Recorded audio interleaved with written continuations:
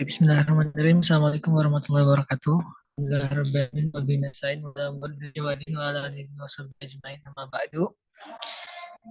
Pada kesempatan kali ini, kita kelompok 3 akan mendiskusikan ya tentang konsep dasar pengembangan kurikulum, yaitu prinsip berkelanjutan. Next ya. Di kelompok 3 ini kita ada 5 orang. Itu saya Pramuja Pangestu, terus ada Chelsea juga, ada Dede, ada Jody, sama ada Linda Sabitri. Untuk penjelasan yang pertama tentang pengembangan kurikulum akan dijelaskan oleh Linda. Silakan. Ya, baik, terima kasih kepada moderator. Yang pertama yaitu mengenai pengembangan kurikulum. Nah, sebelum ke pengembangan kurikulum, kita harus tahu dulu apa itu kurikulum. Nah, kurikulum menurut Nana Sujana, kurikulum itu merupakan jarak yang harus ditempuh oleh pelajar. Nah, jadi kurikulum itu diartikan sebagai sebuah pelajaran yang harus ditempuh oleh siswa ataupun murid untuk mencapai ijazah. Jadi dengan adanya kurikulum itu digunakan untuk dijadikan sebagai jarak tempuh pelajar untuk mencapai ijazah. Nah, selanjutnya yaitu ada pengembangan kurikulum.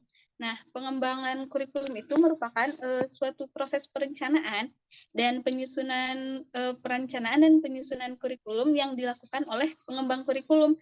Dan di dalam pengembangan kurikulum itu kegiatannya itu dilakukan agar kurikulum yang dihasilkan itu dapat menjadi bahan ajar dan acuan yang digunakan untuk mencapai tujuan nasional.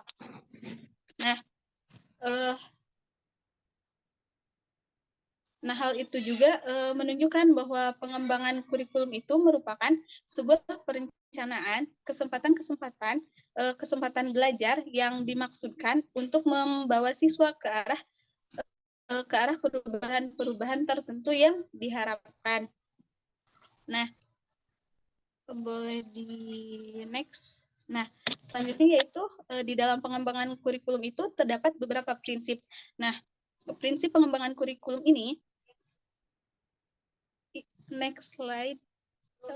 Nah, di dalam pengembangan kurikulum ini terdapat prinsip. Nah, prinsip ini itu merupakan pedoman, kaidah, atau buku yang mengatur perencanaan kurikulum tersebut.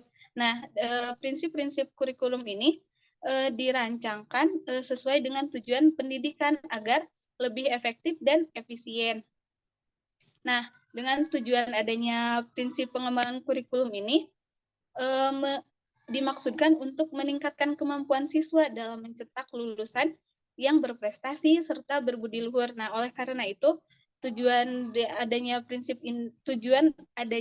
pengembangan kurikulum ini telah disesuaikan dengan Undang-Undang Nomor 20 mengenai Sistem Pendidikan tahun 2023. Nah, selanjutnya di sini itu ada prinsip-prinsip pengembangan kurikulum. Yang pertama yaitu ada relevansi, yang kedua ada fleksibilitas, yang ketiga ada keberlanjutan, yang keempat ada efektivitas, yang kelima ada efisien. Nah, untuk prinsip sendiri, kelompok kami itu membahas mengenai prinsip keberlanjutan. Boleh di next. Nah, prinsip keberlanjutan sendiri yaitu prinsip yang menekankan pentingnya membangun pengalaman belajar yang saling keterkaitan. Jadi sesuai judulnya yaitu berkelanjutan. Jadi prinsip berkelanjutan ini tuh harus keterkaitan antara prinsip sebelumnya dengan prinsip selanjutnya. Nah, tadi itu prinsip berkelanjutan itu menekankan pentingnya membangun pengalaman belajar yang saling terkait dari satu tingkat pendidikan ke tingkat pendidikan berikutnya. Nah, hal ini itu mencangkup penyusunan kurikulum yang bertumpu pada pencapaian tujuan pembelajaran yang berjenjang dan progresif. Nah, sehingga siswa dapat mengembangkan pengetahuan dan keterampilan serta sikap keberlanjutan sepanjang kurun waktu pendidikan mereka. Atau jadi prinsip berkesinambungan ini harus direncanakan sesuai dengan proporsional atau proporsional antara program materi yang diajarkan dengan aspek perilaku siswa. Nah, untuk Mungkin dari saya dicukupkan sekian, saya kembalikan lagi kepada moderator. Oke, terima kasih Teh Linda. Selanjutnya implementasi dari prinsip keberlanjutannya akan dijelaskan oleh Dede sama Jody ya. Padanya saya persilakan. Baiklah, terima kasih moderator atas kesempatannya. Sekarang kita akan melanjutkan kepada implementasi dari prinsip berkelanjutan itu sendiri. Nah, prinsip pengembangan kurikulum khususnya dalam prinsip berkelanjutan atau biasa dikenal dengan prinsip kontinuitas juga. Nah, kan kurikulum itu harus berkesinambungan, harus berkelanjutan ya, baik secara vertikal maupun secara horizontal. Pengalaman belajar yang disediakan kurikulum itu harus memperhatikan keberlanjutan, harus memperhatikan kesinambungan, baik yang di dalam tingkat kelas maupun antar jenjang pendidikan, maupun antar jenjang pekerjaan sendiri gitu. Nah, selain berhubungan dengan tingkat pendidikan, kurikulum itu juga harus berhubung atau terhubung dengan berbagai studi. Jadi antara studi satu dengan studi lain itu harus saling berkaitan, harus saling berhubungan supaya antara studi satu dengan studi lain itu saling melengkapi begitu. Nah, pada implementasinya prinsip kontinuitas atau prinsip berkelanjutan ini dalam pembelajaran membantu menciptakan alur pembelajaran yang alami serta sejalan juga. Nah, ini yang memungkinkan peserta didik itu lebih memahami dan mengembangkan konsep-konsepnya itu secara bertahap begitu.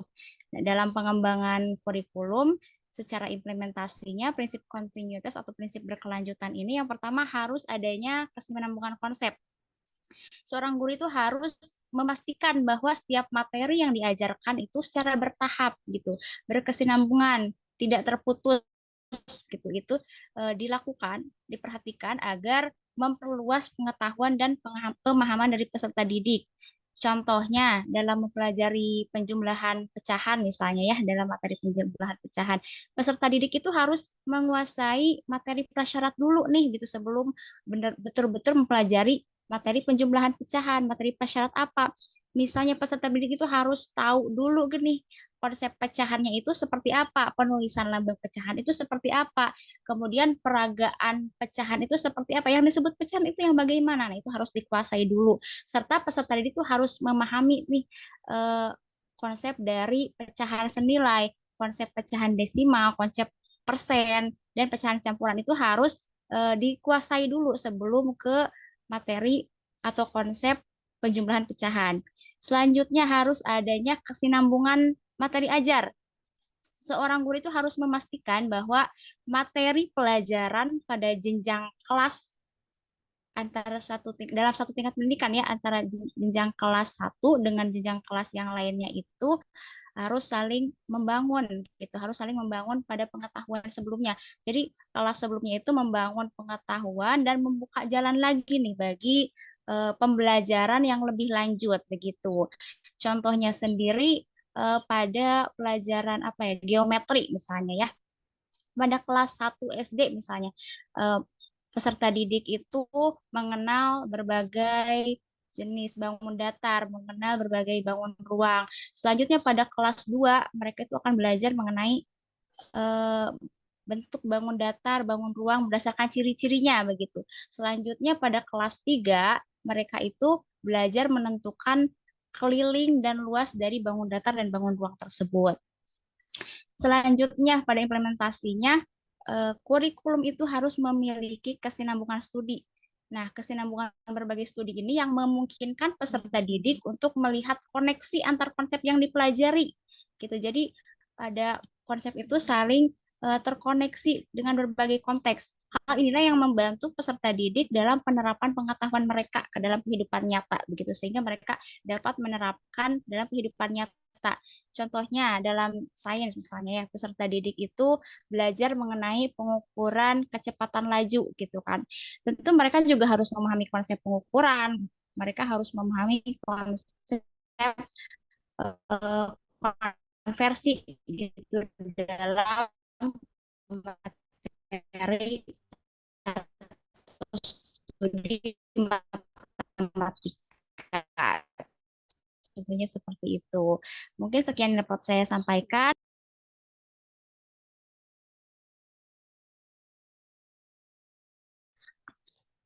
Ya, jadi silakan lanjutkan. Ya, terima kasih. Selanjutnya saya akan melanjutkan apa yang telah dijelaskan oleh Dede tentang implementasi prinsip berkelanjutan.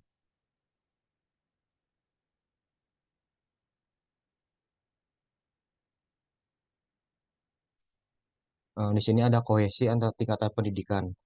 Jadi kurikulum itu harus dirancang sedemikian rupa sehingga ada kesinambungan logis antara tingkatan pendidikan seperti TK, SD, SMP, dan SMA.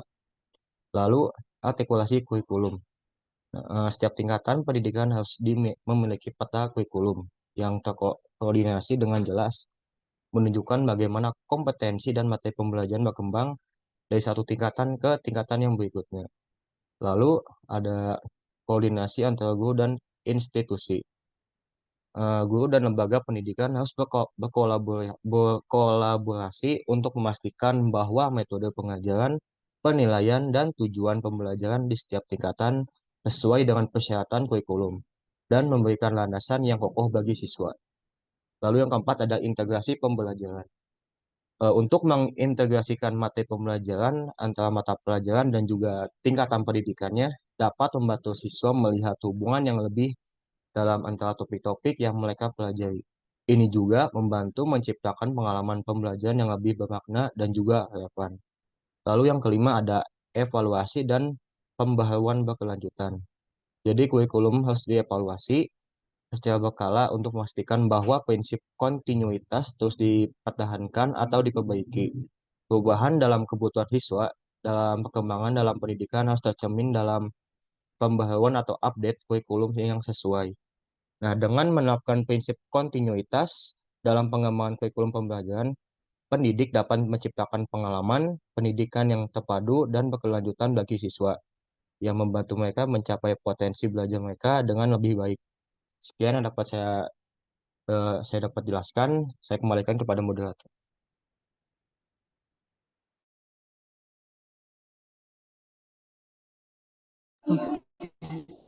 Terima kasih.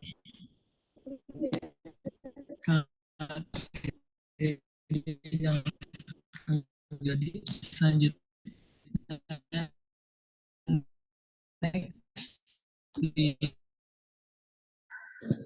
rumusan ya prinsip bagian kesimpulannya. Next.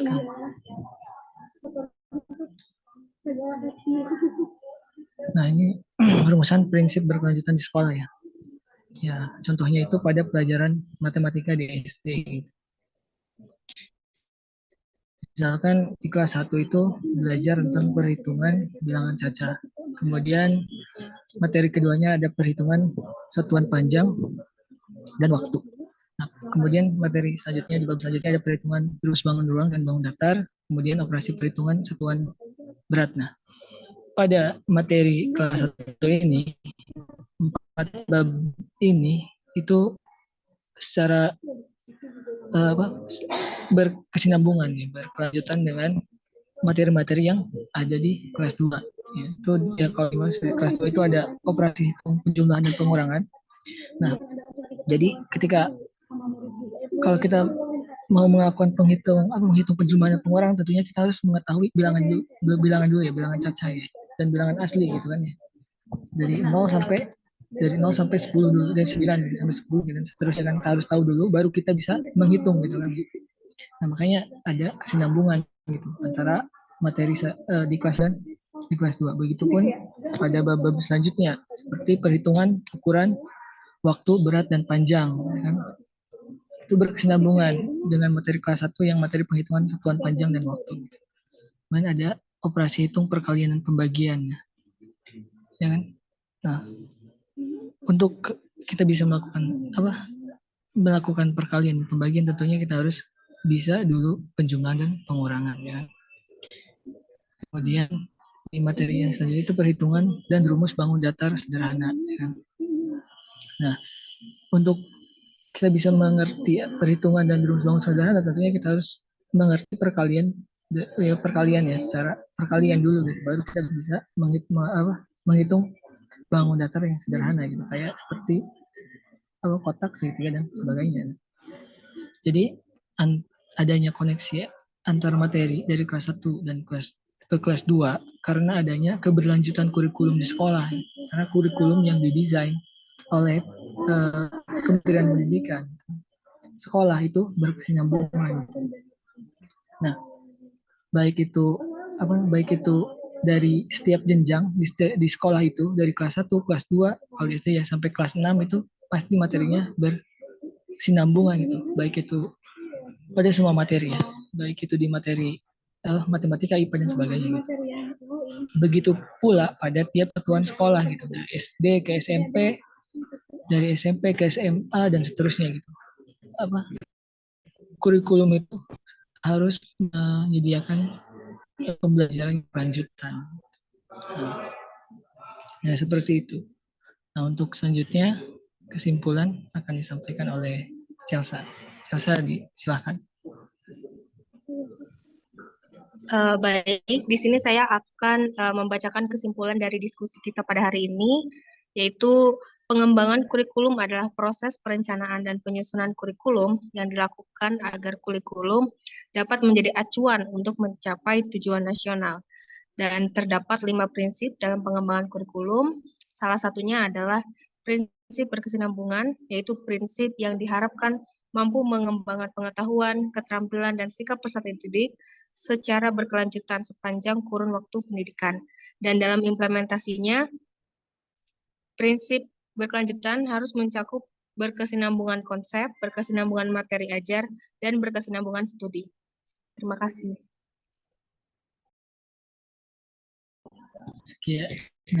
Sekian presentasi dari kelompok kami.